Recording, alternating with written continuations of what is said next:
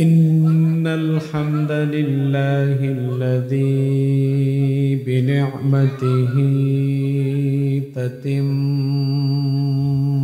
الصالحات، الذي علم القرآن وأكرمنا بالإسلام وأنعم علينا بالإيمان.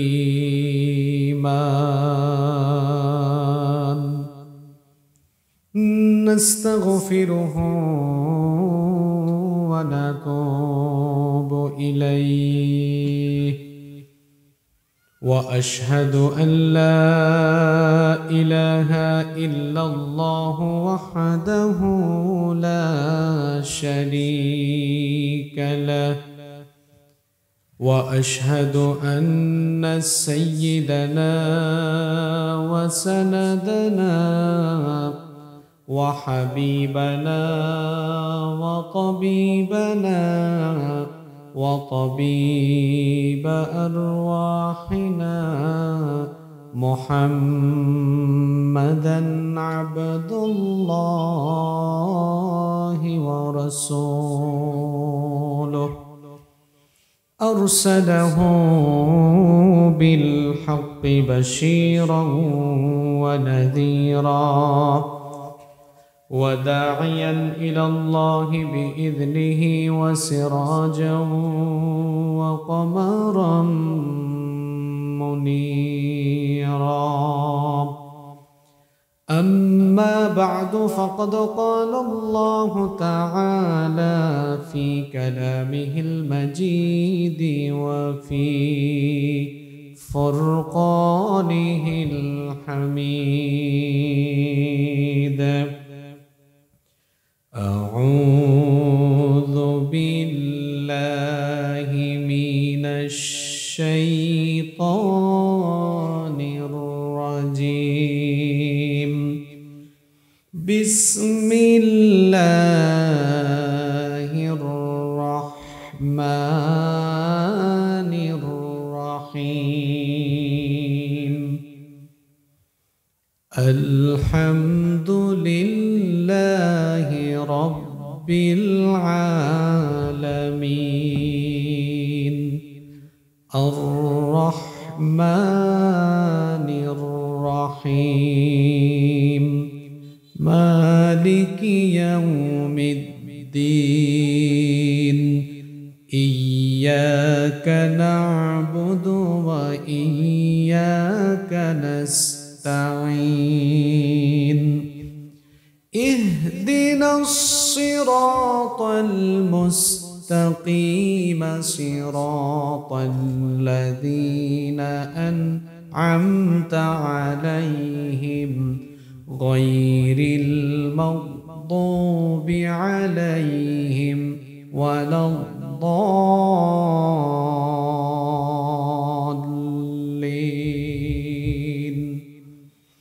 وقال تعالى في شان حبيبه: إن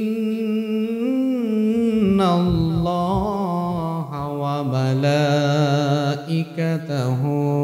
يصلون على النبي يا أيها الذين آمنوا صلوا عليه وسلموا تسليما. اللهم صل على محمد وعلى آل محمد كما صليت على إبراهيم وعلى آل إبراهيم إنك حميد مجيد. اللهم بارك على محمد وعلى آل محمد كما باركت على إبراهيم وعلى آل إبراهيم إنك حميد مجيد ربي زدني علما ربي زدني علما رب اشرح لي صدري ويسر لي أمري واحلل عقدة من لساني يفقه قولي سبحانك لا علم لنا إلا ما علمتنا إنك أنت العليم الحكيم صدق الله العظيم প্রিয় তারাদরম বড়লেখা তথা আমার প্রিয় মৌলভীবাজারবাসী, আপনারা সবাই কেমন আছেন?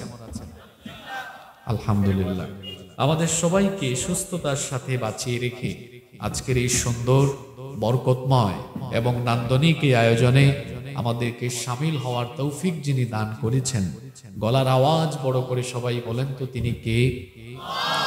সেই মহান রবের জন্য হৃদয়ের সবটুকু ভালোবাসা, আবেগ, অনুভূতিকে উজাড় করে দিয়ে খুশি মনে প্রাণবন্ত আওয়াজে উচ্চ কণ্ঠে কালিমাতুশ শুকর আদায় করে আমরা সকলেই পড়ছি আলহামদুলিল্লাহ। প্রিয় উপস্থিতি, আমি খুতবার ভেতরে কোরআনুল কারীমে এমন একটি সূরা তিলাওয়াত করেছি যেই সূরাটি বাচ্চা থেকে নিয়ে বয়স্ক পর্যন্ত সকলেরই এই সূরাটি মুখস্থ আছে। আমরা সবাই এই সূরাটির নামও জানি এবং এই সূরা দিয়ে আমরা সব সময় নামাজও আরম্ভ করি। একটু সকলে জবান খুলে বলেন তো, সূরাটির নাম হচ্ছে সূরাতু আল ফাতিহা। সূরাতু আল ফাতিহা এই সূরাটি আমাদের মুখস্থ আছে, নামাজেও তিলাওয়াত করি, কিন্তু কি যে পড়ি আমরা অনেকে এটা বুঝি না। না বুঝার কারণে সালাতে মজা পাই না এবং সূরাতুল ফাতিহার ভেতরে যে অন্তর্নিহিত জ্ঞান আছে সেটা আমি আপনি উপলব্ধি করতে পারি না। দেখুন, কোরআনের প্রথম সূরাটি আমরা বুঝি না, এটা আমাদের জন্য অনেক বড় একটা ব্যর্থতা। বাদবাকি আরো 113টা সূরা আছে, আমি প্রথমটাই বুঝলাম না। এই না বুঝার কারণ হলো আমাদের শিক্ষা কারিকুলামের ভেতরে কোরআনকে বাধ্যতামূলক করে না দেওয়া। যদি আমাদের কারিকুলামের ভিতরে কোরআন থাকতো তাহলে তো আমাদের সন্তানগুলো, আমাদের সমাজের মানুষগুলো কোরআন বুঝতে পারত। খুব দুঃখ করে এজন্য বলতে হয় যে কোরআন আল্লাহ দিয়েছেন মানুষকে যুলুমাত থেকে, অন্ধকার থেকে আলোর দিকে নিয়ে আসার জন্য। সেই কোরআন পেয়েও যেন আজ মুসলমানরা আরো যুলুমাতের দিকে চলে যাচ্ছে, শুধুমাত্র কোরআন না পড়ে না বুঝে কোরআনের রঙে রঙিন না হওয়ার কারণে। এই কোরআন আল্লাহ কেন দিয়েছেন? কেন আল্লাহ এই কোরআন নাজিল করলেন? কি কারণে এই কিতাব আমাদেরকে দেয়া হলো? সূরা ইব্রাহিমের ভেতরে আল্লাহ তাআলা বলছেন, কিতাবুন আনজালনাহু ইলাইকা লিতুখরিজান নাসা মিনাল যুলুমাতি ইলান নূর। আল্লাহ তাআলা বলছেন, ও আমার হাবিব, আমি আপনার কাছে এই কিতাব নাজিল করেছি যাতে করে লিতুখরিজান নাসা মিনাজ যুলুমাতি ইলান নূর, যেন আপনি তমসাচ্ছন্ন নিকষ কালো অন্ধকারে পড়ে থাকা মানবতাকে আলোর দিকে নিয়ে আসতে পারেন। অন্ধকার কি? অন্ধকার হলো কুফরির অন্ধকার। মানুষকে যেন আপনি কুফরি থেকে ইসলামের দিকে, গুমরাহি থেকে হেদায়েতের দিকে নিয়ে আসতে পারেন। এই জন্য কোরআন যিনি নাজিল করেছেন তিনি কে? এই কোরআন আমার আপনার মতো জীবিত মানুষের জন্য নাজিল হয়েছে, কিন্তু আমরা কি করলাম? আমরা এই কোরআনকে জীবিত মানুষের জন্য যতটা কাজে লাগাচ্ছি, মরা মানুষের জন্য কোরআনকে তার চেয়ে বেশি কাজে লাগানোর অপচেষ্টা করছি। জীবদ্দশায় কোরআন পড়ে না, কোরআনের সাথে সম্পর্ক রাখে না, কোরআনওয়ালা হয় না। মারা যাওয়ার পরে দেখা যায় তার উত্তরাধিকারেরা তার জন্য এই কোরআনের 1 খতম 2 খতম 100 খতম 1000 খতম দেয়। বিশেষ ক্ষেত্রে এমনও হতে পারে যার জন্য এই খতম দেওয়া হচ্ছে জীবদ্দশায় ওই ব্যক্তি শুদ্ধ করে কোরআন পড়তেও জানতো না। যার জন্য কোরআনের খতম দেওয়া হচ্ছে। হয়তো এমনও হতে পারে যতদিন জীবিত ছিল ততদিন কোরআনওয়ালা আলেমুলামাদেরকে দেখলেই মনে মনে মৌলবাদী জঙ্গিবাদী বলে গালিগালাজ করার অভ্যাস তার ভিতরে ছিল, যার জন্য মরার পরে খতম দেওয়া হচ্ছে। হয়তোবা ওই ব্যক্তি এমনও ছিল জীবদ্দশায় যতদিন সে ছিল ততদিন কোরআনওয়ালাদেরকে সুযোগ পেলেই তাদের হাতে হাত করা লাগিয়ে তাদেরকে বেইজ্জত করেছে। জীবদ্দশায় যতদিন সুযোগ পেয়েছে কোরআনওয়ালাদেরকে নিপীড়ন করেছে, কোরআনের আন্দোলনের সাথে বেয়াদবি করেছে, কোরআনের আন্দোলনের কর্মীদের উপরে হিংস্র হায়েনার মতো ঝাঁপিয়ে পড়েছে। মরার আগ মুহূর্ত পর্যন্ত যেই ব্যক্তির জীবন চলে গেল কোরআনের বিরোধিতায়, কোরআন বিরোধী ওই লোকটা মারা যাওয়ার পরে সাধারণ আলেমরা নয়, কাবা শরীফের ইমামরাও যদি তার জন্য কিয়ামত পর্যন্ত খতম দেয়, এই খতম কোরআন বিরোধী লোকটার কোনো উপকারে আসবে না। যতদিন জীবিত থাকলেন কোরআন আর কোরআনওয়ালাদের সাথে বেয়াদবি করলেন, মরার পরে আপনি কোরআনের খতম দিয়া গোল মারবেন, এত সোজা? যতদিন জীবিত আছেন ততদিন কোরআনকে আঁকড়ে ধরতে হবে, কোরআনওয়ালা হতে হবে, তাহলে দুনিয়াতেও সম্মানিত হবেন, আখিরাতেও আপনাকে নাজাত দিবেন তিনি কে? সূরা ফাতিহাও আমরা বুঝি না। আমাদের বাচ্চারা ইংরেজি বই খুললে ইংরেজি পড়তে পারে, আমাদের বাচ্চারা শুদ্ধ বাংলায় কথা বলতে জানে, কোরআন শুদ্ধ করে জানে না, অর্থ বুঝে না। 6, 7, 8, 9, 10 যাওয়ার পরে ইংরেজি পত্রিকা দ্য ডেইলি স্টার পড়ার যোগ্যতা যদি সে রাখে, তাহলে তো উচিত ছিল তার কারিকুলামে এমন কিছু থাকা যাতে করে 6, 7, 8, 9, 10 গিয়ে কোরআন খুললে ওই ডেইলি স্টার যেভাবে বুঝে কোরআনটা ওরকম অনুবাদ পড়ার যোগ্যতা তার ভেতরে থাকা দরকার। কারণ এটা 90% মুসলমানের দেশ। পারে না কেন? কারণ তার সিলেবাসে আছে সারেগামা পাধানিসা, আছে লীলাবালি লীলাবালি বড় যুবতী সৈগ বিয়ার সাজনী কন্যা সাজন। আর আমরা সিলেটিও হলো সৌভাগ্যবান, কারণ আমরার গানও তারা হারাইয়া দিলাইছেন বইয়ের ভিতরে। আমি সিলেট আইলে মাঝে মাঝে তুরা 1-2 লাইন সিলেটি মাতি, কারণ মাসও তো 2-1 দিনও সুযোগ পাওয়া যায়।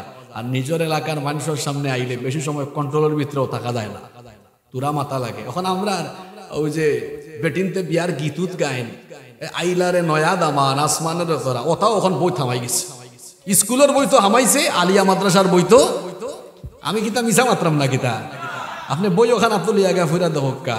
আমরা কিতা আমরা ভুয়া ফুরিন্তরে স্কুল মাদ্রাসাত ফাটাই লীলাবালি হিকবার লাগি, বিয়ার গীত হিকবার লাগি, আর আলু ভর্তা ডাইল আর ডিমবাজি কিলা খরা লাগে ওটা, তার বাদে নাচানাচি নাটক ফাটক ওটা হিকবার লাগি আমরার বাচ্চান্তরে আমরা কি প্রতিষ্ঠানও ফাটাই?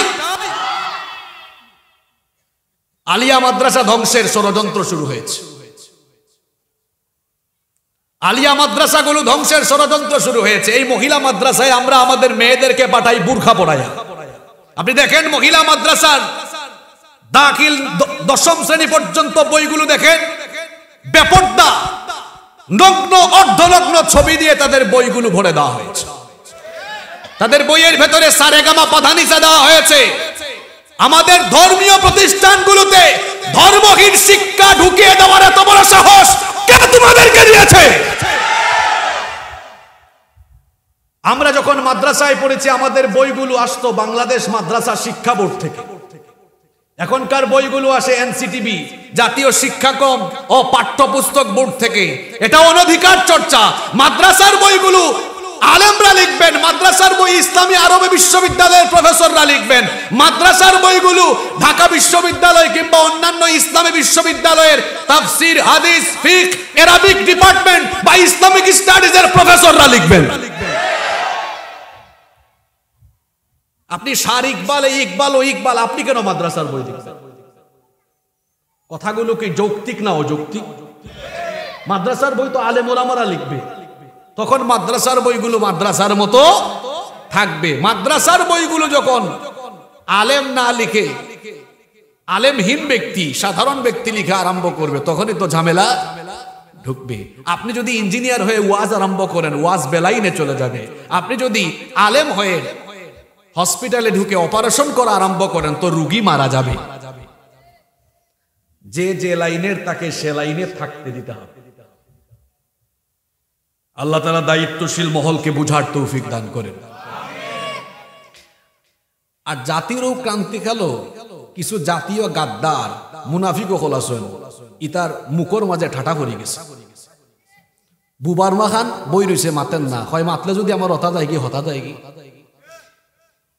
যেটা আজকাল চুপচাপ আছেন আল্লাহর কসম করে কইলাম ইতার ঘরের ফুয়া সকলটি ফুয়ার নাম শরীফ হইলে ইগু শরীফ হইব মুন্ন হইলে তার ফুরি মুন্নি হইব যেখান খইরা মখান হইবা হেরে হে যে রে তার ফদফদবির লাগে কিন্তু মাতেন না ও তার ফুয়া ফুরিনতে কিন্তু 6-7 ওটাও হিকের শরীফ থেকে আখতা কুন্দিন হইব ও আব্বা আমি তো তোমার ফুয়া মুন্না কিন্তু মনে মনে আমি আমারে মুন্নি ভাবি কারণ আমারে বিয়া দাও চাই কারণ বিয়া দেওয়ার সময় যদি ই ফুয়া থাকি মনে মনে ফুরিয়ে হওয়া ইগুরে যদি বিয়া দেওয়া লাগে ফুয়া আর ওগুর লাগে কিন্তু সমাজও সমকামিতা বিস্তার হয়ে যাব গোটা সমাজ নষ্ট হয়ে যাব আর ওটা যদি হিকানি হয় কলেজও শেষ ইউনিভার্সিটিও শেষ মাদ্রাসা উদ্রাসা হলতা শেষ কারণ হে যখন কলেজ ইউনিভার্সিটি যাইব তখন তার যদি হোস্টেলও সিট লাগে তখন হে স্যাররে কইব স্যার আমি তো দেখতে মুন্না মা তো মুন্নার লেখান কলেজও বা হোস্টেলের সিট লাগবো এখন মনে মনে আমি মুন্নি এখন ফুরিন্তর লাগে আমার সিট দেউকা এখন যদি ফুরিন্তর লাগে ফুরিন্তর হোস্টেলের সিট দেওয়া লাগে ফুরিন্তর অবস্থা কিতা হইব এক শিয়াল মুরগির খামারের খান্দাত গিয়া মুরগি অখলরে কর দেখো আমি দেখতে শিয়ালর লাখান কিন্তু মনে মনে আমি মুরগি এখন মুরগির যদি দিলের ভিতরে দয়া মায়া হামায় যে তা হোক দেনে ইগু তো মনে মনে কর যেহেতু মুরগিতে শিয়ালরে আমার লগে তাকবার লাগি দাও শিয়াল যদি মনে মনে মুরগি হইয়া মুরগির খামারের ভিতরে হাবায় সকালবেলা কিতা একটা মুরগি হওয়া দিব শিয়াল মনে মনে মুরগি হইয়া মুরগির খামারের ভিতরে হামাইলে মুরগির পরিণতি যেটা হইব মুন্না মনে মনে মুন্নি হইয়া ফুরিন্তর হোস্টেল হামাইলে ফুরিন্তর দশাও তাই আর মীরা ফারাইজ বন্টনের বেলায় তো আরো বেড়াচারা লাগে যাব আপনার ফুরি মুন্নি উঠটা কইবা আব্বা অত বছর আমি মুন্নি আসলাম অঙ্কু তুমি জাগা জমিনের বাট ভাই তখন মনে মনে আমি মুন্না এখন লিদ্দাকারি মিসলু হাযিল উনসায়াইনের বাট কুম্বা যায় বেড়া লাগছে নি তাইলে বুঝা গেল ইটা আসলে ট্রান্সজেন্ডার বা ইটা অধ্যায় যেটা ঢুকানি হয়েছে ইটা সারা শয়তানি সারা বদমাইশি ইটা সমাজ সভ্যতা রাষ্ট্র ইসলাম মুসলমানদের ধ্বংস করার একটা অপচেষ্টা সুতরাং সতর্ক হওয়া দরকার সবাই আর যেটাই চুপ থাকবা ইটারে কইবা তুই জাতীয় মুনাফিক জাতীয় গাদ্দার তুই জাতির ক্রান্তিকালও চুপ থাকছ তোর লাগান মুনাফিকার আসাকিতু আনিল হক্কি ফাহুয়া শাইতানুল আখরাস হক কথা বলা থেকে যে ব্যক্তি চুপচাপ থাকে সে হলো বুবা শয়তান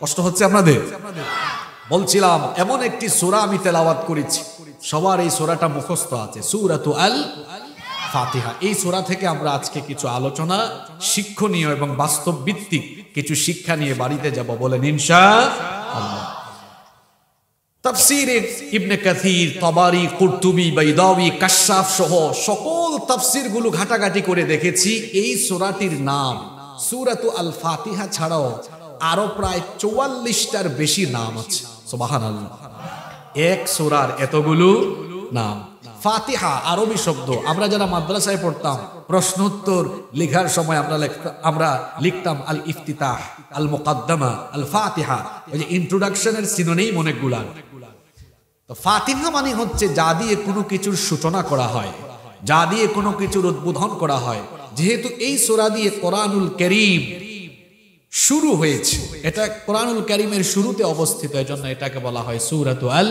ফাতিহা আবার কোন কোন মুফাসসির বলেছেন নামাজের ভেতরে এই সূরা দিয়ে কিরাত আরম্ভ হয় এজন্য এই সূরাকে বলা হয় সূরাতু আল ফাতিহা আবার এই সূরার আরেকটা নাম হচ্ছে ফাতিহাতুল কোরআন ফাতিহাতুল কিতাব এই সূরার আরেকটা নাম হচ্ছে আস-সাবউল মাথানি নিত্য পাঠনীয় সপ্তবাক্য এই সূরার 7টি আয়াত সকল নামাজে পড়তে হবে বাধ্যতামূলক এজন্য এই সূরার নাম হচ্ছে আস-সাবউল মাথানি রব্বুল আলামিন এজন্য কোরআনুল কারীমের 15 নম্বর সূরা সূরাতুল হিজরের 87 নম্বর আয়াতের মধ্যে বললেন ওয়ালাকাদ আতাইনাকা সাবআম মিনাল মাসানি ওয়াল কুরআনাল আযীম আর অবশ্যই আমি আপনাকে নিত্য পাঠনীয় সপ্তবাক্য এবং কোরআনে আযীম দান করেছি তাহলে আমরা জানতে পারলাম সূরাতু আল ফাতিহার আরেকটা নাম হলো আস-সাবউল মাথানি। এই সূরার একটি নাম হলো সূরাতুর রুকিয়া। রুকিয়া মানে হলো ঝাড়ফুঁক।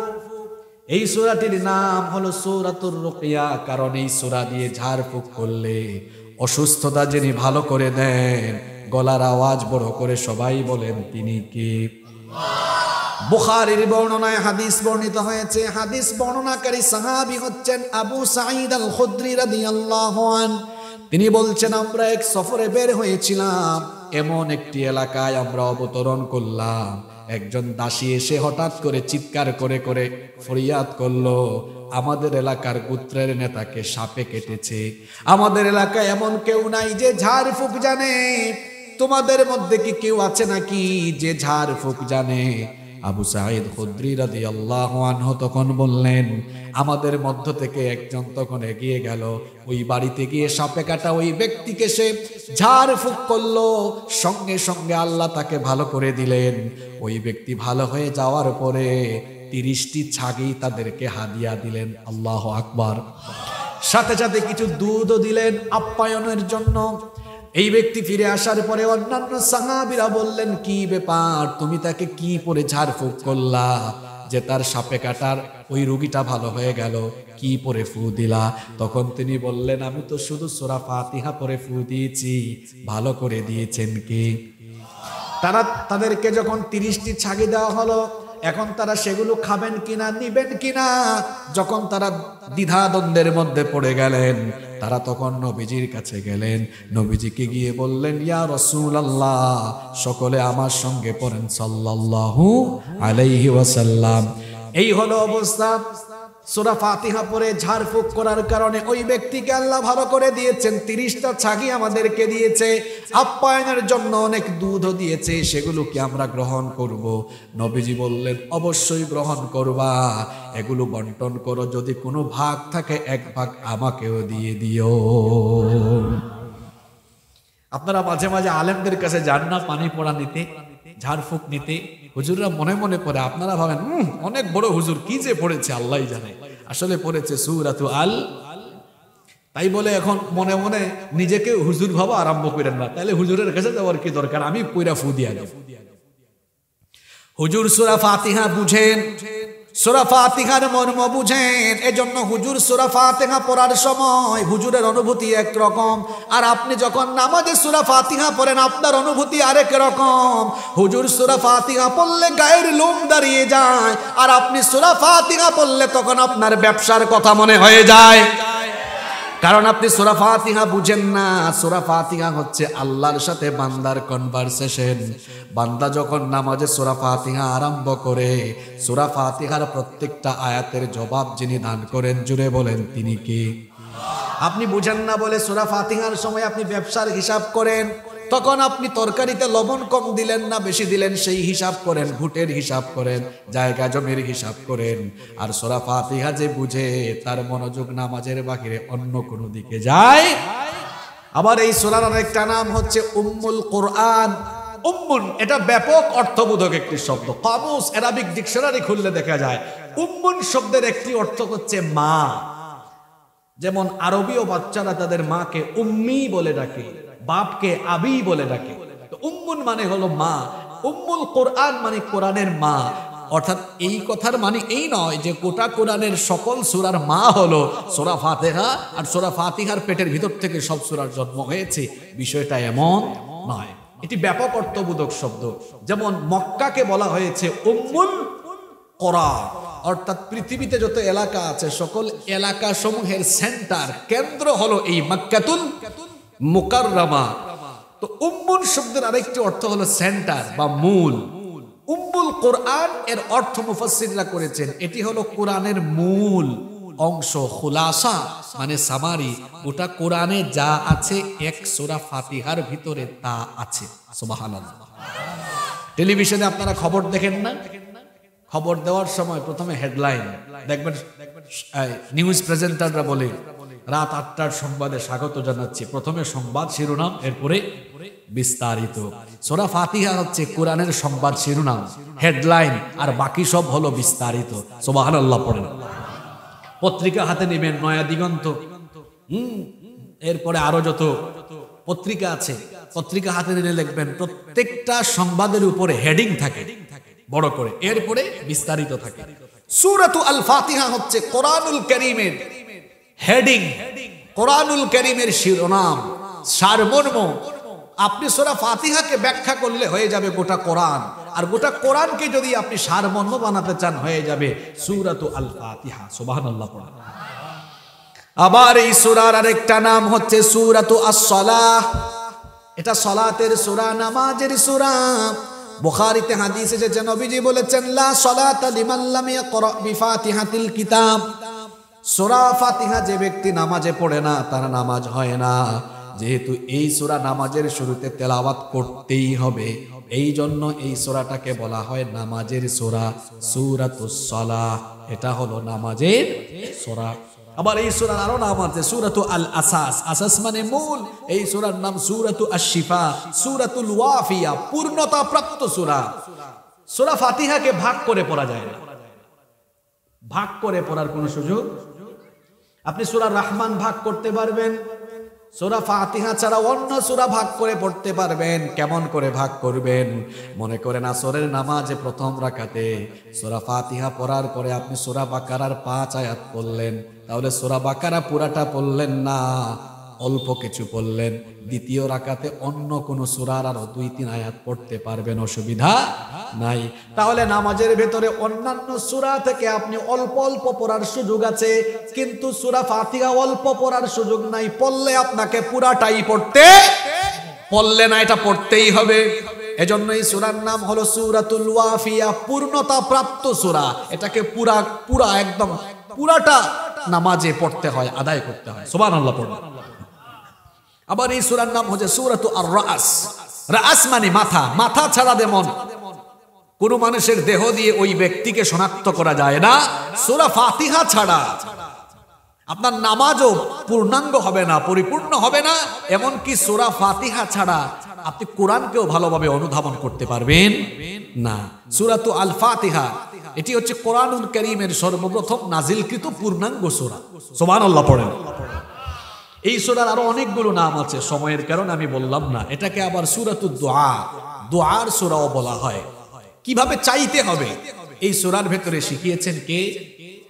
অভদ্রের মতো চাওয়া যাবে না, ভদ্রতা শালীনতার ভিত্তিতে বান্দা চাইবে। দেখেন আল্লাহ আমাদের উপর কত দয়াবান, কি করে আপনি আল্লাহর কাছে চাইবেন সেটাও আল্লাহ দয়া করে আপনাকে শিখিয়ে দিয়েছেন। সুবহানাল্লাহ পড়েন।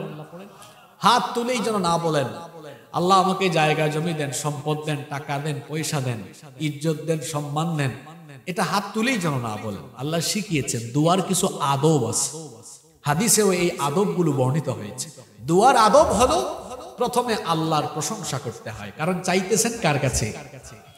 এজন্য সূরাতু আল ফাতিহার প্রথমে আছে আল্লাহর প্রশংসা, এরপরে দ্বিতীয় পর্যায়ে আছে বান্দা নিজের পরিচয় তুলে ধরছে, তৃতীয় এবং শেষ পর্যায়ে বান্দা আল্লাহর কাছে আবেদন করছে।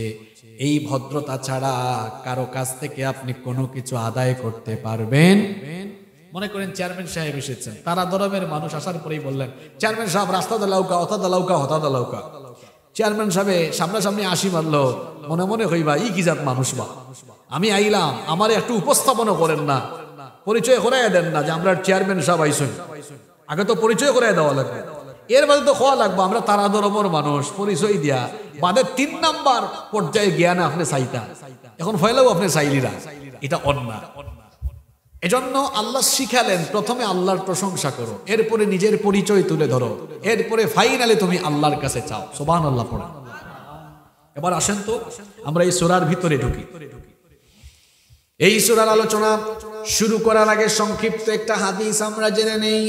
এটি হলো কোরআনের এমন একটি ফজিলতপূর্ণ সূরা, কোরআন নাজিলের আগে আল্লাহ যত আসমানি কিতাব নাজিল করেছিলেন, কোন আসমানি কিতাবে আল্লাহ সূরা ফাতিহার মতো এমন দামি সূরা আর দেন নাই। সুবহানাল্লাহ। এজন্য এক হাদিসে এসেছে, নবীজি বলেছেন আল্লাহ যত আসমানি কিতাব নাজিল করেছেন, সূরাতুল ফাতিহা হচ্ছে এমন একটি সূরা, কোরআন ছাড়া অন্য কোন আসমানি কিতাবে আল্লাহ এত ফজিলতের সূরা দেন নাই। এটা এমন সূরা আপনি যখন নামাজে দাঁড়িয়ে যান, নামাজে দাঁড়িয়ে যখন সূরাতু আল ফাতিহা পড়েন, আল্লাহ তাআলা বলছেন কসসামতুস সালাতু বাইনি ওয়া বাইনা আবদি নিসফাইন, নামাজকে আমি আমার আর আমার বান্দার মধ্যে দুই ভাগ করে নিয়েছি। ফানিসফুহা লি ওয়া নিসফুহা লি আবদি, নামাজের অর্ধেক হলো আমার জন্য, অর্ধেক হলো আমার বান্দার জন্য। নামাজে যখন বান্দা সূরা ফাতিহা পড়ে প্রত্যেকটি আয়াতের জবাব আল্লাহ এভাবে দেন। হাদিসে এসেছে, নবীজি বলেছেন, বান্দা যখন নামাজে দাঁড়িয়ে বলে আলহামদুলিল্লাহি রাব্বিল আলামিন, সকল প্রশংসা হচ্ছে আল্লাহর যিনি জগৎ সমূহের প্রতিপালক। বান্দা যখন আল্লাহর প্রশংসা করে সূরা ফাতিহার প্রথম আয়াত পড়ে, আল্লাহ চুপ থাকেন না, সঙ্গে সঙ্গে জবাব দেন হামিদানি আব্দি, আমার বান্দা নামাজে দাঁড়িয়ে আমার প্রশংসা করলো। এরপরে বান্দা যখন বলে আর রহমানির রহিম, তুমি পরম করুণাময় মেহেরবান, আল্লাহ তখন জবাব দেন আসনা আলাইয়া আব্দি, আমার বান্দা আমার গুণকীর্তন করলো। এরপরে যখন আপনি বলেন মালিক ইয়াউমিদ্দিন, তিনি বিচার দিবসের মালিক, আল্লাহ তখন জবাব দেন মাজ্জাদানি আব্দি, আমার বান্দা আমার শ্রেষ্ঠত্ব বর্ণনা করলো। এরপরে যখন আপনি বলেন ইয়াকা না'বুদু ওয়া ইয়াকা নাস্তাঈন, আমরা একমাত্র তোমার ইবাদত করি এবং তোমার কাছেই সাহায্য চাই, আল্লাহ তখন বলেন হাদা বাইনি ওয়া বাইনা আব্দি, এটা হলো তোমার আর আমার মাঝের সম্পর্ক, আমি তোমার মালিক, তুমি আমার গোলাম, এটা হলো তোমার আর আমার মাঝে সম্পর্ক। আল্লাহু আকবার। এরপরে আমরা যখন বলি ইহদিনাস সিরাতাল মুস্তাকিম সিরাতাল্লাযীনা আন'আমতা আলাইহিম গায়রিল মাগদুবি আলাইহিম ওয়ালাদ-দাল্লিন, আল্লাহ তখন বলেন হাদা বাইনি ওয়া বাইনা আবদি ওয়া লিআবদি মা সাআলা, তোমার আমার সম্পর্কের কারণে তুমি গোলাম হয়ে আমার কাছে এখন যা চাইছো বান্দা, আমি তোমার চাওয়াগুলো এখন পূরণ করে দিব। সূরা ফাতিহার মাধ্যমে আল্লাহ আমাদের সাথে কথা বলেন। আমরা এটা বুঝি না, উপলব্ধি করতে পারি না বলে নামাজের ভেতরে আমরা মজা পাই না, নামাজের ভেতরে আমরা আনন্দ পাই না। যদি আমরা বুঝতাম তাহলে নামাজের ভেতরে আমাদের মজা লাগতো, ইবাদতের ভেতরে আমরা স্বাদ পেতাম। আসুন এই সূরা আমরা শুরু করি। প্রথম আয়াতে আল্লাহ বলছেন কেউ চুপ থাকবেন না, সকলে জবান খুলে দিয়ে সওয়াবের নিয়তে আমার সঙ্গে তিলাওয়াত করেন। আল্লাহ তাআলা প্রথম আয়াতে বললেন আলহামদুলিল্লাহি রাব্বিল আলামিন, শুরুতেই বলেছেন আলহামদু, মুখে দিয়ে মাত মারন না, আলহামদু, আলহামদু, সকল প্রশংসা কার? কোরআনের শুরুতে আছে প্রশংসা। কোরআন ছাড়া পৃথিবীর সব বই খুলে দেখেন, প্রথমেই ব্যর্থতা। প্রথমেই আমাদের স্কুল, মাদ্রাসা, কলেজ, বিশ্ববিদ্যালয়ের সব বইয়ের শুরুতে ব্যর্থতা। যারা বই লিখেছে ব্যর্থতার পরিচয় দিয়েছে। প্রথমে বলেছে আমরা যে বইটা রচনা করলাম, সম্পাদনা করলাম, এখানে কোনো ভুল থাকলে কারেকশন দিয়েন, পরবর্তী সংস্করণে আমরা এটা ঠিক করে দিই। কোরআন ছাড়া পৃথিবীর সমস্ত বইয়ের শুরুতে এই কথা লেখা আছে। আর কোরআনের শুরুতে আল্লাহ এমন কিছু লেখেন নাই, ও তারা ধর্মের মানুষ, আমি আল্লাহ তোমাদের কিতাব এখান দিছি, ওখান ফরো, পুরা বুল টুল তুকাইয়া বার করো, বাদে আমারে জানাইও, বা দরবার আমি ঠিক করে দিব না। ওলান কথা আছে তো কোরআন শরীফের ভিতরে, মাথুন না খানে। আল্লাহ প্রথমেই বলেছেন আলহামদুলিল্লাহি রাব্বিল, মানবীয় সকল ভুল ত্রুটি, অক্ষমতা, দুর্বলতার ঊর্ধ্বে সেই মহান সত্তা যিনি সর্বময় প্রশংসার অধিকারী, তিনি এই কিতাব প্রশংসা দিয়ে শুরু করেছেন। এরপরেই আল্লাহ বলেছেন যালিকাল কিতাবু লা রাইবা ফি, এমন কিতাব সন্দেহ করার মতো কিছুই এখানে নাই। আল্লাহু আকবার। অথেন্টিক, নির্ভেজাল, ফ্রেশ একটি কিতাব। কিতাবের নাম হলো, আরেকটু জোরে বলেন, এই কিতাব শুরু হয়েছে আল্লাহ প্রশংসা দিয়ে। আর আমাদেরকে শেখানো হয়েছে এই যে কোরআন দিয়েছি, কোরআন হাতে নিয়ে প্রথমে প্রশংসা করো, কোরআন খুলেই প্রশংসা করো, কোরআন পেয়ে প্রশংসা করো, কারণ এই কোরআন হলো আল্লাহর দেওয়া সবচাইতে শ্রেষ্ঠ নিয়ামত।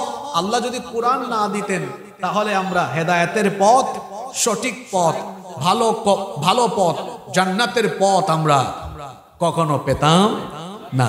এজন্য আল্লাহ কোরআন নাজিল করে আমাদেরকে সঠিক পথ দেখিয়েছেন। আল্লাহর জন্য বলছেন প্রথমেই তুমি আল্লাহর প্রশংসা করো। সুবহানাল্লাহ পড়েন।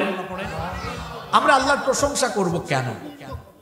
আল্লাহর প্রশংসা আমরা করব দুইটা কারণে। জোরে বলেন তো কয়টা কারণে? দুইটা কারণে আপনি আল্লাহর প্রশংসা করবেন। নাম্বার 1, এক নাম্বার হলো তিনি হচ্ছেন সকল গুণ এবং শ্রেষ্ঠত্বের অধিকারী। দুনিয়াতে যা আছে, যা দেখি আর যা দেখি না, সবকিছুকে এত সুন্দর করে যিনি বানিয়েছেন, জোরে বলেন তো তিনি কি? এজন্য সৃষ্টির প্রশংসা হয় না, প্রশংসা হয় স্রষ্টার। আমরা মাঝে মাঝে আল্লাহর সুন্দর সৃষ্টি দেখি, সেগুলোর প্রশংসা করি। যেমন আমরা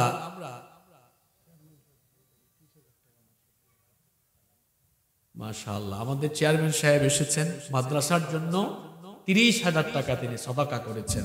বলেন আলহামদুলিল্লাহ। আল্লাহ তাআলা ওনার সদকাকে কবুল করে নেন, আমরা বলি আমিন। ওনার পরিবার পরিজন, আত্মীয় স্বজনের জীবিত এবং মৃত যারা আছেন, আল্লাহ সবাইকে মাফ করে দেন। আমি বলছিলাম আমরা আল্লাহর প্রশংসা করব কয়টা কারণে? আর একটু জোরে বলেন। ওয়াজ করি আমি আর ক্লান্ত হইছেন দিকে আপনারা, বিষয় তো উল্টা। হ্যাঁ, আল্লাহর প্রশংসা করবেন দুই কারণে। তিনি হচ্ছেন সকল গুণ আর শ্রেষ্ঠত্বের অধিকারী। মানুষ কক্সবাজারে গিয়ে বলে কক্সবাজারের সাগর কত সুন্দর, সাগর যে সুন্দর। সাগরের প্রশংসা হয় না, প্রশংসা হয় সাগর যিনি বানিয়েছেন তিনি কে? এজন্য বেঈমান হল কক্সবাজার গিয়া হন, ওয়াও ফ্যান্টাস্টিক অ্যামেজিং, এটা হইছে বেঈমান হলর জবান থেকে বার হয়। আর ইমানদারের জবান থেকে কক্সবাজার সাগরের পরে কেউ বার হয় মাশাআল্লাহ, সুবহানাল্লাহ, আলহামদুলিল্লাহ। প্রশংসা করে কার? কারণ হে জানে সাগরের প্রশংসা হয় না, সাগরের মালিকর প্রশংসা হয়। কিতা ওয়াও খরা আছেন না নি? নাইলা দুনিয়াত নাই। মৌলভীবাজারের চা বাগান আইয়া, চা বাগান তো তার জীবনে কোনোদিন দেখছে না। চা বাগানের ভিতরে হামাইয়া আর ফেসবুক, এখন তো সপ্তাহ লাইভ, আর অঙ্ক নয়া নয়া ফিতনা বার হয়েছে। অতদিন আছিল ট্রাভেল ব্লগ, ফুড ব্লগ, অঙ্ক আইছে কাপল ব্লগ। এটা চাচাও হলে এটা ওয়াজ বুঝতা নাই, এটা জোয়ান ফানতে বুঝলছে। ঠিক আছে নি কথা? কাপল ব্লগর সুজা বাংলা হইল বউ বেচ্চা ব্যবসা করা, বউর সেরা বিক্রি করিয়া টাকা কামানো। ঠিক আছে নি কথা? যেটাই পয়সার লাগে তার বউ বেচিলায়। এল্লাখান রুচিহীন, বেহায়া, ব্যক্তিত্বহীন পুরুষ আল্লাহর আসমানের নিচে জমিনের উপরে আর হইতে পারে না। আল্লাহ ইতারে হেদায়াত দুকা। হেদায়াত কপাল না থাকলে আল্লাহর যা ইচ্ছা আল্লাহ তা করুকা। কষ্ট জানি আপনারা। 2 নম্বরে আপনি আল্লাহর প্রশংসা করবেন, তিনি আপনার উপরে অগণিত নিয়ামত বর্ষণ করেছেন যা আপনি গুনে গুনে শেষ করতে পারবেন। এজন্য আল্লাহ বলেছেন ওয়া ইন তাউদ্দু নি'মাতাল্লাহি লা তুহসুহা, আমি তোমাকে যে নিয়ামতগুলো দিয়েছি এগুলো যদি গণনা আরম্ভ করো, গণনা করে করে তুমি কোনোদিন শেষ করতে পারবা? কত নিয়ামত আল্লাহ দিয়েছেন, কত নিয়ামত। আমি শুধু 2টা নিয়ামতের কথা বলি, আমার দিকে তাকান। 2টা নিয়ামতের কথা বলি। বেঁচে থাকার জন্য আমরা অক্সিজেন গ্রহণ করি। অক্সিজেন, এই অক্সিজেন ছাড়া মানুষের বেঁচে থাকা সম্ভব নয়। বিজ্ঞানীরা বলেছেন একজন সুস্থ স্বাভাবিক মানুষ প্রত্যেক দিন বেঁচে থাকার জন্য 500 থেকে 550 লিটার অক্সিজেন গ্রহণ করে। এই 500 থেকে 550 লিটার অক্সিজেন আপনি আপনার বাপ দাদার পয়সা দিয়ে কিনেন না, এটা ফ্রি পান আপনি। যদি এটা ক্রয় করা লাগতো, কেনা লাগতো, তাহলে এর বাজার মূল্য হতো, বর্তমান বাজারে 500 থেকে 550 লিটার অক্সিজেনের দাম হলো 5 থেকে 6 লক্ষ টাকা। আমি যদি 5 লক্ষ টাকা ধরি, তাহলে আমার আপনার মতো সুস্থ মানুষ প্রতিদিন অক্সিজেন গ্রহণ করে কয় লক্ষ টাকার? আরেকটু জোরে বলেন। 5 লক্ষ টাকার। দৈনিক যদি 5 লক্ষ হয়, মাসে কত? 150 লক্ষ। 1.5 কোটি টাকা, বছরে হয় 18 কোটি টাকা। তাহলে যার বয়স যত, তত দিয়ে 18 কোটি গুণ মেরে দেখেন, জন্মর বাদে আজ পর্যন্ত আপনি মিলিয়ন, বিলিয়ন, ট্রিলিয়ন ডলারের অক্সিজেন গ্রহণ করছেন। আপনার বাপ দাদা হাবি গোষ্ঠীর সম্পদ বেচাও কত টাকার অক্সিজেন কিনে আপনার বাচ্চা থাকা সম্ভব। সুবহানাল্লাহ মুখে দিয়ে বার হয় না। এই অক্সিজেনের নিয়ামত দিয়েছেন কে? আর মাঝে মাঝে আর একটা আছে না, আসছো না ফুরু ফুরু ফাইনতে হুনো খান। হাদিসও আইছে, ইন্নাল্লাহা ইউহিব্বুল উতাস ওয়া ইউকরাহুত তাথাউব। আল্লাহ হাঁচি পছন্দ করেন আর হাই তুলারে অপছন্দ করেন। আমরা আর সব মানুষের বাপর নাম আদম আলাইহিস সালাম। আদম আলাইহিস সালাম রে আল্লাহ বানাইয়া যখন তানোর ভিতরে রূহ ঢুকাই দিয়েছেন, ঢুকাইয়া দেওয়ার বাদেও মারছেন হাসি মাইরা, লগে লগে তানোর জবান থাকি বার হইছে আলহামদুলিল্লাহ। তাই খেনে আলহামদুলিল্লাহ কইছেন। ও গত শতাব্দীর বিজ্ঞানী হলে কষ্ট কইরা ওখান বা করছেন, ওখানের তফসির দ্বারা পালা করে বুঝছো দেখুন যে আলহামদুলিল্লাহ এখানে খেনে কইছেন। আদম আলাইহিস সালাম রে আল্লাহ বানাইছেন, এর 6টা পর্যায় আছে, আল বিদায়া ওয়ান নিহায়া, এবং অন্যান্য তাফসীর গ্রন্থের মাঝে ইতা কাহিনীগুলো আইছে। আল্লাহ তাদের 6টা ক্যাটাগরি দিয়ে বানাইছেন। পয়লা ফেরেশতারে ফাটাইয়া দুনিয়ার সব কালারের মাটি নেওয়াইছেন। এর লাগে আদমর ফুয়া ফুরিন খেউ লাম্বা, খেউ বাট্টি, খেউ খালা, খেউ দলা, খেউ শ্যামলা, ই অত জাতর এখানে, কারণ আল্লাহ হক্কল জাতর মাটি দিয়ে আদম আলাইহিস সালাম রে বানাইছেন। এর লাগে তান গরর ফুয়া ফুরিন সন্তানা দিয়ে এখগু এখ কালার হয়েছে। কথা বুঝছেন নি? 6 ক্যাটাগরিতে আল্লাহ বানাইছেন। অক্সান্তর উপরে ফানি ডাইল্লা বৃষ্টি দিয়ে আল্লাহ কাদা মাটি বানাইছেন, এটেল মাটি বানাইছেন, বাদে এর উপরে আকৃতি, এর বাদে ঠনঠনে মাটিতে আল্লাহ পরিণত করছেন। খালাকাল ইনসানা মিন সালসালিন কাল ফাখার, ঠনঠনে মাটি থেকে আল্লাহ আদমকে বানিয়েছেন। এরপরে সেখানে রূহ ঢুকিয়ে দিয়েছেন।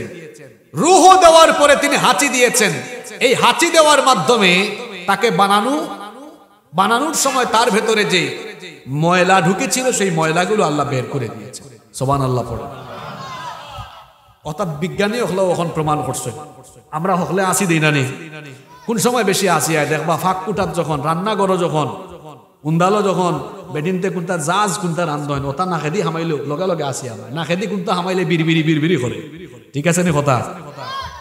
হাঁচি এটা না দিলে আপনার সমস্ত সম্পদ বেচা লাগলো অনেক, খালি বাঁচবার লাগি। যদি হাঁচি আল্লাহ না দিতা সারা সম্পদ বেচা লাগলো অনেক, বাচ্চা দেখার লাগে।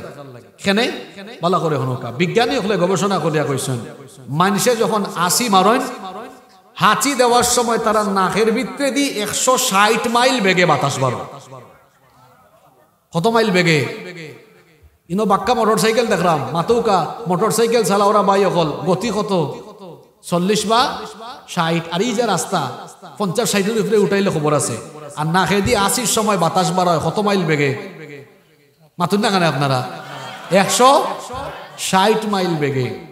বিজ্ঞানী হলে গবেষণা কইরা একটা হাঁচির লগে মানুষের পাকস্থলী আর ভিতরে যে জীবাণু আছে, এক হাঁচির লগে 3 থেকে 6,000 রকমের জীবাণু বার হইয়া যায়।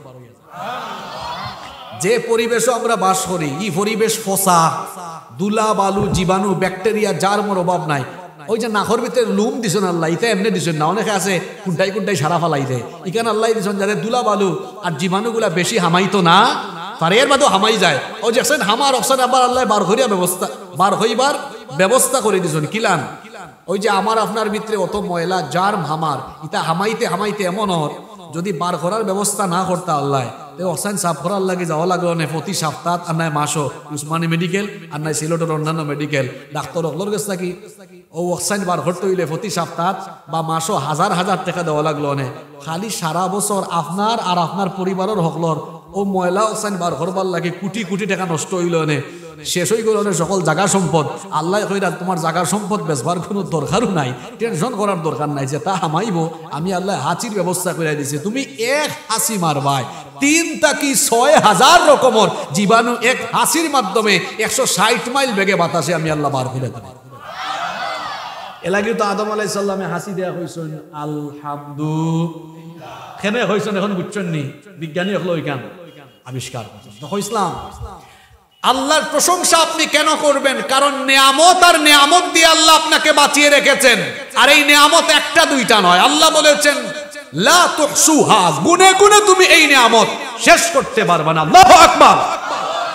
এজন্য আল্লাহ মানুষকে শিখিয়েছেন তুমি আল্লাহর কাছে চাওয়ার সময় শুরুতে প্রশংসা করো।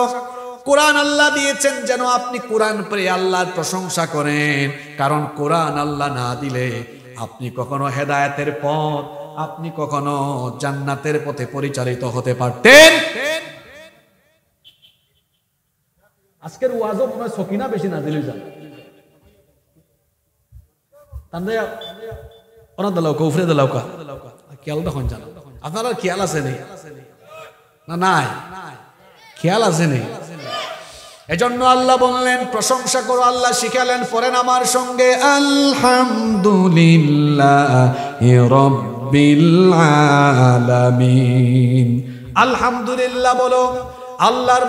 আল্লাহর রাসূল বলেছেন বান্দা যখন আলহামদুলিল্লাহ বলে আল্লাহর শুকরিয়া আদায় করে, তখন আল্লাহ তাআলা আসমান জমিনের মধ্যবর্তী অংশ এত পরিমাণ নেকি আল্লাহ তাআলা আমলনামায় দান করে দেন।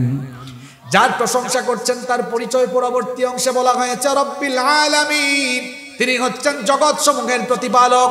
কোরআনের প্রথম আয়াতের ভেতরেই বিজ্ঞান আছে, বহুমাত্রিক জগতের ধারণা কোরআনের প্রথম আয়াতেই দেওয়া হয়েছে। জগৎ সমূহ বলা হয়েছে, সকল জগতের প্রতিপালক যিনি গলার আওয়াজ বড় করে সবাই বলেন তিনি কি? যারা মনে করে কোরআন মোল্লা মৌলবীদের কিতাব, বিজ্ঞানের যুগে আমরা বিজ্ঞান পড়ব, কোরআন শিখব পরে, তাদের জেনে রাখা উচিত কোরআনের প্রথম সূরা ফাতিহার প্রথম আয়াতে বিজ্ঞানের ধারণা দেওয়া হয়েছে, বহুমাত্রিক জগতের ধারণা প্রথম আয়াতে দেওয়া হয়েছে। বলা হয়েছে রব হলেন তিনি বহুমাত্রিক জগতের লালনকারী পালনকারী, যিনি বহুমাত্রিক জগৎ। এই যে পৃথিবীতে আপনি বাস করেন, এটা হলো জগৎ সমূহের ভেতরে মাত্র একটা জগৎ। আপনি কোথায় আছেন? আপনি বড়লেখা উপজেলার তারাদরমে আছেন। বড়লেখা কোথায়? মৌলভীবাজারের একটা জেলার অংশ। মৌলভীবাজার কোথায়? সিলেট বিভাগের একটা জেলা। সিলেট বিভাগ কোথায়? বাংলাদেশের একটি বিভাগ। এই বাংলাদেশের মতো পৃথিবীতে প্রায় 250টার উপরে দেশ আছে। এই দেশগুলো মিলে পৃথিবী নয়, এটা পৃথিবীর 4 ভাগের 1 ভাগ। এই হলো মাটি, বাকি 3 ভাগ পানি।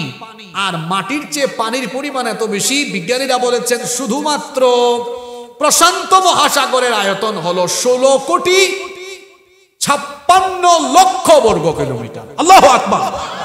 আটলান্টিকের আয়তন 8,24,00,000 বর্গ কিলোমিটার। গুগল শরীফে সার্চ দিয়ে দেখবেন, উইকিপিডিয়াতে সকল তথ্য আছে। এই বিশাল পৃথিবী, এটাই জগৎ নয়, এটা হলো আমাদের সৌরজগতের একটা ক্ষুদ্রতম অংশ। পৃথিবী হচ্ছে সৌরজগতেরই একটা গ্রহ। পৃথিবীর বাহিরেও আরো প্রায় 8-9টা উপগ্রহ আছে। আপনারা শিখছেন না ছোটবেলায়? শনি, বুধ, মঙ্গল, বৃহস্পতি, ইউরেনাস, নেপচুন শিখেছেন না? সব হলো এই সৌরজগতের ভিতরে, একটা সৌরজগৎ নয়। লক্ষ লক্ষ গ্যালাক্সির ভেতরে আছে লক্ষ লক্ষ কোটি কোটি সৌরজগৎ। সৌরজগতের বাহিরে পানি জগৎ, উদ্ভিদ জগৎ, মরু জগৎ, অরণ্য জগৎ, পশু জগৎ, নাম না জানা আরো সকল জগৎ। সকল জগতের রব হলেন একজন। জোরে বলেন তিনি কে? সময়ের অভাবে সব বলা যাবে না। বলছিলাম কোরআনের প্রথম সূরার প্রথম আয়াতে কোরআন উল্টালেই বিজ্ঞান খুঁজে পাবে না। শুধু রব্বিল আলামিন নিয়ে গবেষণা করলে বেঈমান ঈমান আনতে পারবে। কত বড় কথা বলা হয়েছে, রব্বিল আলামিন। সাগরের মাছ এটা আরেক জগৎ, সেখানে কেউ মাছকে খাবার দেয় না, তারে খাওয়ায় কে? আফ্রিকার জঙ্গলে অনেক প্রাণী আছে, এদেরকে আমরা খাওয়াই না, খাওয়ায় কে? সুন্দরবনের এত প্রাণীকে খাওয়ায় কে? আকাশের মধ্যে যে পাখি উড়ে, এদেরকে আমরা খাওয়াই না, খাওয়ান কে? এই যে দেখেন শীতের দিন গেল, আমরা কত ভারী ভারী পোশাক পরলাম, কিন্তু পশুদের কোনো পোশাক লাগে না, কারণ তাদের গায়ের চামড়ার মধ্যেই অনেক পশু আছে দেখবেন ভারী ভারী চামড়া, লোম দিয়ে আল্লাহ তার চিরস্থায়ী পোশাক দিয়ে দিয়েছেন। এরকম করে সকল জগৎগুলোকে যেরকম করে যে জগৎটাকে সাজানো দরকার, পরিচালনা করা দরকার, সেগুলোকে যিনি সুন্দর করে নিয়ন্ত্রণ করছেন তিনি কে? এরপরে আল্লাহর পরিচয় পরের আয়াতে দেওয়া হলো আর রহমানির রহিম। তিনি হচ্ছেন দয়াবান, তিনি হচ্ছেন মেহেরবান। আমার আল্লাহর দয়া হলো এত বেশি, আমার আল্লাহ এই দুনিয়াতে ইমানদারকেও খাওয়ান, বেঈমানকেও খাওয়ান। আজকে যে সূর্যের আলো দেখা গেল, এই সূর্যের তাপ, সূর্যের আলো, এটা ইমানদারের জন্য, বেঈমানের জন্য, সকলের জন্য। আল্লাহ দুনিয়াতে হলেন রহমান, কিন্তু আখিরাতে আল্লাহ হয়ে যাবেন রহিম। এজন্য আল্লাহ কোরআনের অন্য সূরায় বলেছেন ওয়া কানা বিল মুমিনিনা রহিমা, তিনি হলেন মুমিনদের জন্য রহিম। কিয়ামতের দিন শুধুমাত্র ইমানদারদের উপরে তিনি দয়া করবেন। এরপরে তৃতীয় আয়াতে আল্লাহ বললেন মালিক ইয়াউমিদ্দিন, তিনি হলেন বিচার দিবসের মালিক। এই দুনিয়া এবং গোটা সৃষ্টি জগৎ একদিন ধ্বংস হয়ে যাবে। কুল্লু মান আলাইহা ফান ওয়া ইয়াবকা ওয়াজহু রাব্বিকা যুল জালালি ওয়াল ইকরাম, সবকিছু একদিন ফান হয়ে যাবে, কেবলমাত্র তিনি থাকবেন। এরপরে যিনি বিচার দিবসের কর্তৃত্ব গ্রহণ করবেন তিনি হচ্ছেন আল্লাহ। এজন্য আল্লাহ অন্য আয়াতে বলেছেন আল মুলকু ইয়াউমা ইদিনিল হাক্কু লির রহমান, সেই দিন মালিকানা কর্তৃত্ব থাকবে কেবলমাত্র তার হাতে। অন্য সূরায় আল্লাহ বলেছেন ইয়াউমা লা তামলিকু নাফসুন লিনাফসিন শাইআ ওয়াল আমরু ইয়াউমা ইদিন লিল্লাহ, সেদিন কর্তৃত্ব কারো হাতে থাকবে না, থাকবে একজনের হাতে। জোরে বলেন তিনি কে?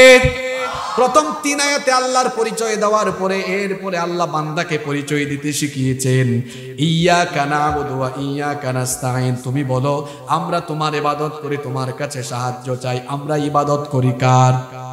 সাহায্য চাই কার কাছে? এরপরে আল্লাহ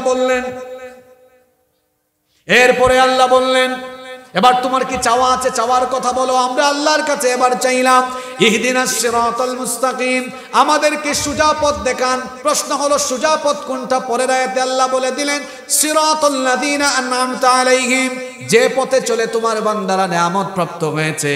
কোরআনের এক আয়াতের তাফসীর পাওয়া যায় অন্য আয়াতে। এখন নিয়ামত প্রাপ্ত বান্দা কারা? আল্লাহ অন্য জায়গায় বলেছেন মিনান নাবিয়্যিনা ওয়াস সিদ্দীকিনা ওয়াস শুহাদাই ওয়াস সালিহিন, নবীগণ, সিদ্দীকিন, শুহাদা এবং সালেহিন, এটা হলো নিয়ামত প্রাপ্তদের পথ। আমরা আল্লাহর কাছে চাইলাম আল্লাহ আমাদেরকে নিয়ামত প্রাপ্তদের প্রতি পরিচালিত করেন। গায়রিল মাগদুবি আলাইহিম ওয়ালাদ-দাল্লিন, তাদের পথে নয় যারা তোমার ক্রোধে এবং যারা তোমার গজবে নিপতিত হয়েছে, পথভ্রষ্টদের পথে নয়। পথভ্রষ্ট গুমরাহ হয়েছে যারা, তাদের উপমা কোরআনে আছে নমরুদ, ফেরাউন সহ পৃথিবীর বড় বড় কাফির বেঈমান মুনাফিকরা যে পথে চলে আল্লাহর গজবে, আল্লাহর আযাবে নিপতিত হয়েছে। আল্লাহ তাদের পথে আমাদেরকে পরিচালিত করিয়েন না। আল্লাহর কাছে চাইলাম আল্লাহ সোজা পথে পরিচালিত করেন। সোজা পথে চলার জন্য আল্লাহ কিতাব দিয়েছেন, কিতাবের নাম হলো আল কোরআন। কোরআন হচ্ছে আমাদের বাড়িতে আছে, এটা হলো প্রিন্টেড কোরআন, আর আমার নবী হলেন প্র্যাকটিক্যাল কোরআন। আপনি যদি নিয়ামত প্রাপ্তদের পথে পরিচালিত হতে চান আপনাকে কোরআনওয়ালা হতে হবে। এই কোরআন পড়ে, কোরআন বুঝে, কোরআনের রঙে যদি আমরা রঙিন হয়ে যেতে পারি তাহলে আমাদেরকে সোজা পথের পথিক হিসাবে যিনি কবুল করে নেবেন তিনি কে? সময় সংক্ষিপ্ততার দরুন শেষের আয়াতগুলো সংক্ষেপে আমি বলেছি। সূরা ফাতিহা আপনারা আরো বোঝার চেষ্টা করবেন। আর সূরা ফাতিহার মূল শিক্ষাটাই হলো সোজা পথে চলার জন্য আল্লাহর কাছে চেয়েছি আমরা। এই সোজা পথে চলতে হলে আপনাকে কোরআন ধরতে হবে। শুধু একদিন এসে ওয়াজ শুনলে আপনার দায়িত্ব শেষ হয়ে যাবে না, বরং এই কোরআনের রঙে রঙিন হয়ে দুনিয়া থেকে বিদায় নিতে পারলেই আপনার দুনিয়ার জীবন সফল, আখিরাত সফল হয়ে যাবে ইনশাআল্লাহ। আল্লাহ আমাদেরকে এই সোজা পথে, কোরআনের পথে কবুল করে নেন। আমরা সকলে পড়ি আমিন।